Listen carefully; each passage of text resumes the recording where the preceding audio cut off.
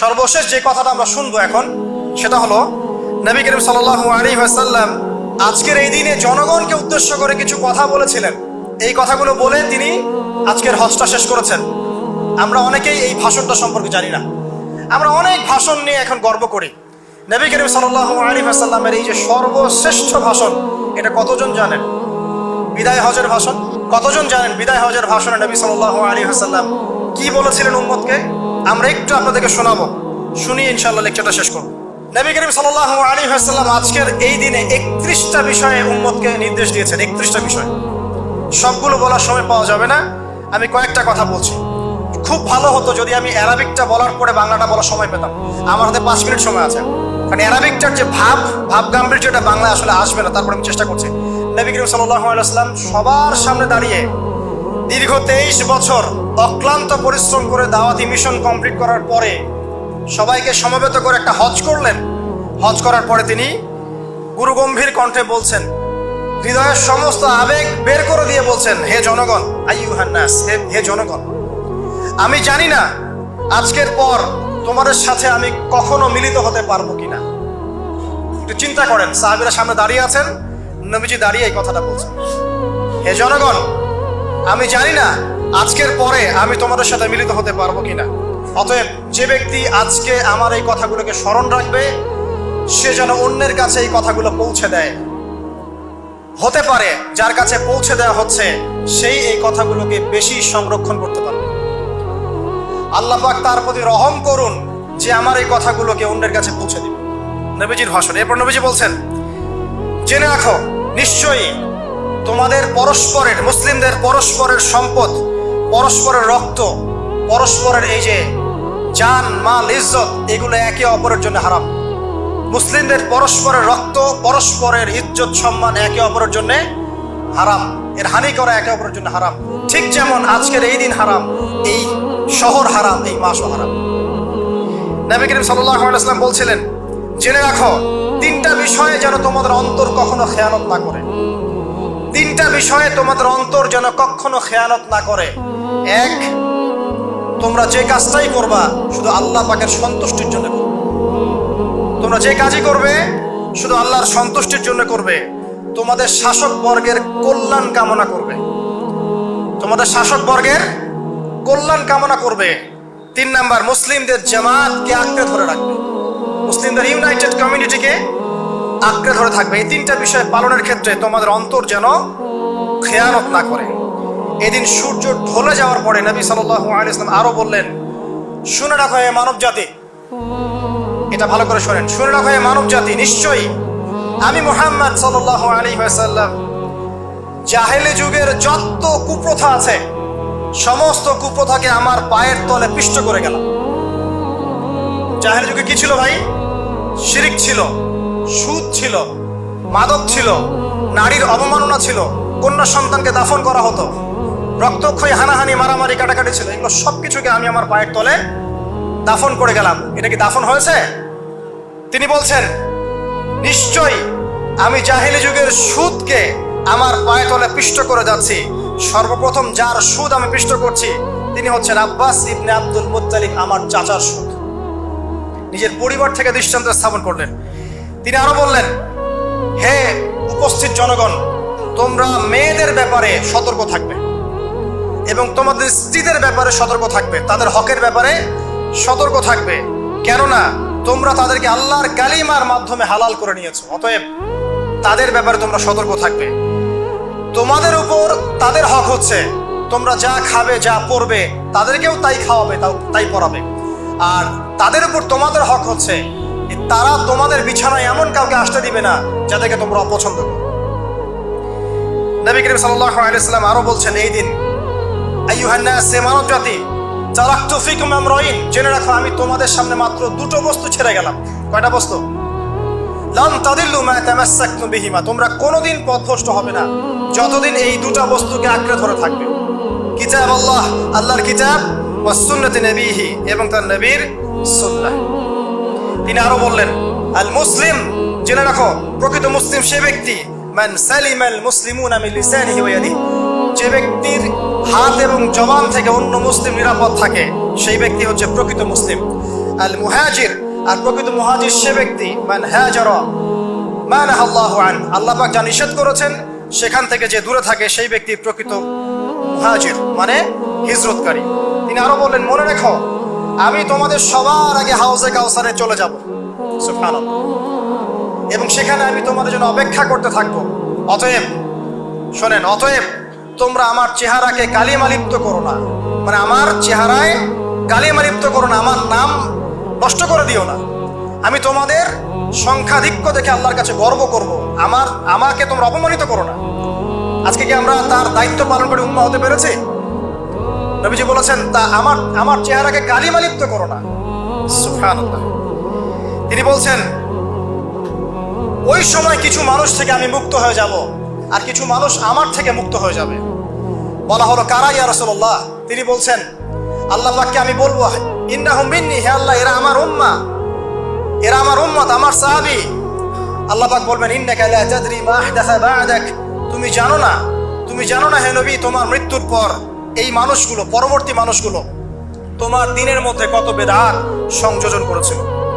তিনি আরো বলেছিলেন, হে জনগণ জেনে রাখো, প্রত্যেক পরিবারের জন্য প্রতি বছর একটা করে পশু জবাই করার বিধান, প্রত্যেক পরিবারের জন্য, সামর্থ্যবান পরিবারের জন্য প্রত্যেক বছর একটা করে পশু জবাই করার বিধান রয়েছে।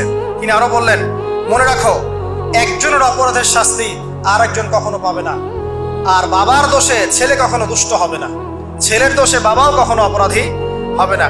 তিনি আরো বললেন, জেনে রাখো এই মানব জাতি, নিশ্চয়ই শয়তান এই বিষয় থেকে নিরাশ হয়ে গেছে যে তোমরা শয়তানের ইবাদত করবে। শয়তান নিরাশ হয়ে গেছে, কিন্তু শয়তান নিরাশ হয়নি একটা বিষয় থেকে, যে তোমরা একে অপরে হানাহানি, কাটাকাটি, ফিতনা, ফাসাদে ব্যস্ত থাকবে, যেমনটা এখন আমরা করছি। আমরা কিন্তু সরাসরি কখনো শয়তানের ইবাদত করছি না, করছি? মুসলিমরা এখন পরস্পরে হানাহানি, কাটাকাটি, ফাসাদে লিপ্ত আছে। তিনি আরো বললেন যে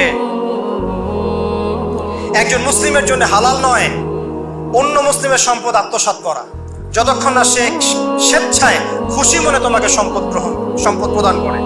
অতএব তোমরা একে অপরের প্রতি জুলুম করবে না। তিনি আরো বললেন, সাবধান, আমার ইন্তেকালের পরে তোমরা একে অপরের গর্দান উড়িয়ে কাফের হয়ে যেও না। সাবধান, আমার ইন্তেকালের পর তোমরা একে অপরের গর্দান উড়িয়ে কাফের হয়ে যেও না।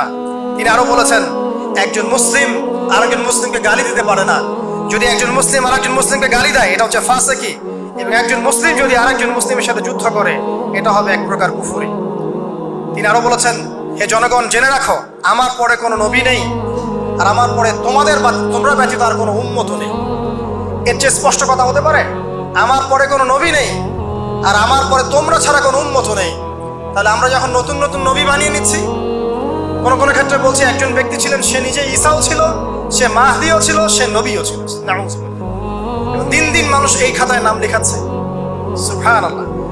সর্বশেষ তিনি বললেন যে, যদি তোমাদের উপরে, হে মানব জাতি জেনে রাখো, যদি তোমাদের উপরে একটা নাক কাটা কালো কুৎসিত কোন আমির বা শাসকও চলে আসেন, এবং সে যদি তোমাদেরকে আল্লাহর রাস্তায়, আল্লাহর কিতাব সুন্নাহ অনুযায়ী পরিচালিত করেন, তোমরা অবশ্যই তার আনুগত্য করবে, তার বিরুদ্ধে বিদ্রোহ করবে না, তার আনুগত্য করবে। জেনে রাখো, শেষে তিনি বলেন, জেনে রাখো হে মানব জাতি, আজকে থেকে কুল্লুকুম মিন আদম, তোমরা সবাই আদম সন্তান, ওয়া আদামু মিন তুরাব, আর আদম হচ্ছে মাটির সন্তান। আরবের উপর অনারবের, অনারবের উপর আরবের, সাদার উপর কালোর, কালোর উপর সাদার, লালের উপর কালোর, অথবা কালোর উপর লালের কোনো রকম প্রাধান্য নাই। ইল্লা তাকওয়া, শুধু তাকওয়া ব্যতীত। যে ব্যক্তি বেশি মুত্তাকি, সে আল্লাহর কাছে বেশি মর্যাদার অধিকারী হবে ইনশাআল্লাহ তাআলা। সর্বশেষ তিনি আঙ্গুলটা উঁচু করলেন, নিজের শাহাদাত আঙ্গুলি উঁচু করে আকাশের দিকে তাকালেন, এরপর জনগণের দিকে তাকালেন, তাকিয়ে বললেন যে, তোমাদের ব্যাপারে, হে জনগণ, তোমাদের ব্যাপারে আমাকে আল্লাহ জিজ্ঞাসা করবেন। ফামা আনতুম কাইলুন, তোমরা ওই সময় কি বলবে আমার সম্পর্কে? তখন সাহাবীরা বললেন, আমরা বলবো যে আপনি বাল্লাগতা রিসালাতাক, আপনি আপনার রিসালাত পৌঁছে দিয়েছেন, ওয়া জামানাতাক, আপনার আমানত পূর্ণ করেছেন, ওয়া নাসাহতা উম্মাতাক, এবং আপনি আপনার উম্মতকে নসিহত করেছেন। এরপরে তিনি আকাশের দিকে তাকিয়ে বললেন, আল্লাহুম্মা ফাশহাদ, হে আল্লাহ আপনি সাক্ষী থাকেন। আল্লাহুম্মা ফাশহাদ, হে আল্লাহ আপনি সাক্ষী থাকেন। আল্লাহুম্মা ফাশহাদ, আল্লাহুম্মা ফাশহাদ, হে আল্লাহ আপনি সাক্ষী থাকেন যে আমি আমার দায়িত্ব পৌঁছে দিয়েছে। এরপরে নাজিল হলো আল ইয়াউমা আকমালতু লাকুম দীনাকুম ওয়া আতমামতু আলাইকুম নি'মাতি ওয়া রাদিতু লাকুমুল ইসলাম দীনা। এই হলো বিদায় হজ, আজকের এই আরাফার প্রেক্ষাপট। আমরা কতজন এটা নিয়ে চিন্তা করেছি? 1 মিনিট একটু বলে শেষ করি। দেখেন, শেষ ওসিয়ত যেগুলো হয় মানুষের, এটা খুব হৃদয় বিদারক হয় না? বাবা ইন্তেকাল করছেন, সন্তানের জন্য ওসিয়ত করে যাচ্ছেন, মাকে দেখিস ইত্যাদি ইত্যাদি, হৃদয় বিদারক হয় না? মানুষ সারা জীবন মনে রাখে না?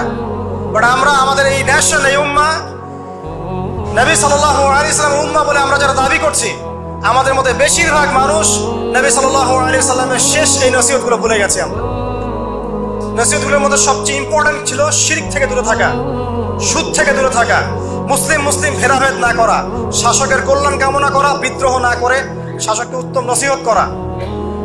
এবং আরেকটা হাদিসে তিনি বলেছিলেন 5 ওয়াক্ত সালাত আদায় করবে, সাওম পালন করবে, রমজান মাসে সাধ্যমতো সাদাকা করবে, মুসলিমদের জামাত আঁকড়ে ধরবে, ইনশাআল্লাহ হাসতে হাসতে জান্নাতে প্রবেশ করবে। আও কামা ক্বালা আলাইহিস সালাম। জাহেলি যুগের সমস্ত প্রথা ছেড়ে দেওয়া ছিল আজকের দিনের মূল মর্ম আমরা ছাড়তে পারছি না। সুদ ছেড়ে দেওয়া ছিল মূল মর্ম, ছাড়তে পারছি না। শিরক থেকে বেরোতে পারছি না। বেদাতীদের ব্যাপারে ধমক দেওয়া হয়েছে, বেদাত ছাড়তে পারছি না। খেয়াল করে দেখেন, মুসলিম হানাহানি কাটাকাটি এখনো ছাড়তে পারছি না। ইভেন ধর্মতাত্ত্বিক ভাবেও আমরা বহু দল এবং উপদলে বিভক্ত হয়ে গেছে, কারোর সাথে কারো ঐক্য নাই। সব মিলিয়ে নবী সাল্লাল্লাহু আলাইহি ওয়াসাল্লামের শেষ ওসিয়তগুলো, কিতাব এবং সুন্নাহ আঁকড়ে ধরা, এটা আমরা সবাই আঁকড়ে ধরতে পারছি না। আজকের এই দিবসগুলো এই জন্যই আল্লাহ পাক বারবার ফিরিয়ে দেন, যাতে করে এগুলো নিয়ে আলোচনা হয়, আমরা এগুলো জানতে পারি এবং আমল করতে পারি, এই চেতনাগুলো লালন করতে পারি, নিজেরাও শিখি, পরিবারকেও শেখাই, আগামী প্রজন্মকেও শেখাই ইনশাআল্লাহ তাআলা। আশা করছি ইনশাআল্লাহ আমরা যদি নাও পারি, এক সময় এমন একটা প্রজন্ম আসবে যারা নবী সাল্লাল্লাহু আলাইহি ওয়াসাল্লামের উম্মার মতো উম্মাহ হবে ইনশাআল্লাহ।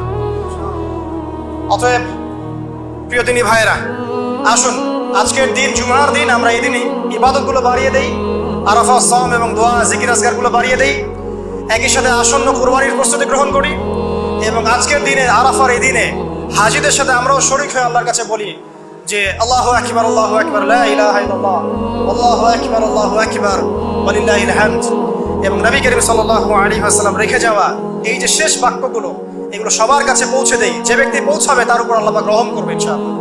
এবং নিজেরা আমল করার চেষ্টা করি। আল্লাহ পাক আমাদের সবাইকে নবী করিম সাল্লাল্লাহু আলাইহি ওয়াসাল্লামের আদর্শ উম্মাহ হওয়ার তৌফিক এনায়েত করুন, আমিন। আমাদের ব্যক্তি, পরিবার, সমাজ, রাষ্ট্র, শাসক সবাইকে আল্লাহ পাক হেদায়েত দান করুন, আমিন। এবং আমাদের মধ্যে আপোষে যত ইখতিলাফ, ভুল বোঝাবুঝি আছে, এগুলোকে আল্লাহ পাক নিরসন করে দিন, আল্লাহুম্মা আমিন। আকুলু কওলি হাযা আস্তাগফিরুল্লাহ লি ওয়া লাকুম ওয়া লিসাইরিল মুসলিমিন। বারাকাল্লাহু লানা ওয়া লাকুম বিল আয়াতিল হাকীম। ইন্নাহু তাআলা জাওয়াদুন কারীমুন বার রাউফুর রহিম। আসসালামু আলাইকুম ওয়া রাহমাতুল্লাহি ওয়া বারাকাতুহু।